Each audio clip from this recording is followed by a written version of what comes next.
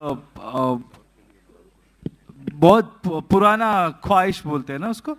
हाँ तो हम नमस्कार दोस्तों, साउथ के फेमस एक्टर यश ने पवन सिंह को लेकर कह दिया है बड़ी बात। क्या कुछ कहा पवन सिंह को लेकर साउथ एक्टर यश ने, आइए जानते हैं। दोस्तों, पवन सिंह का हाल ही में गाना रिलीज हुआ है लहंगा लहक जाए, जो अभी यूट्यूब पर चर्चा का विषय बना हुआ है। जब यह गाना साउथ एक्टर यश ने सुना तो साउथ एक्टर यश पवन सिंह के फैन हो गए हैं। साउथ एक्टर यश का कहना है कि यह गाना बहुत ही रोमांटिक है, इस गाने को बूढ़ा बुजुर्ग सभी लोग सुन सकते हैं। और इतना ही नहीं दोस्तों, साउथ एक्टर यश ने यह भी कहा है कि मेरा सपना है कि मैं भोजपुरी इंडस्ट्री में एक बार पवन सिंह के साथ काम करूंगा। ये आप देख सकते हैं इस वीडियो में पवन सिंह को लेकर साउथ एक्टर यश ने क्या कहा।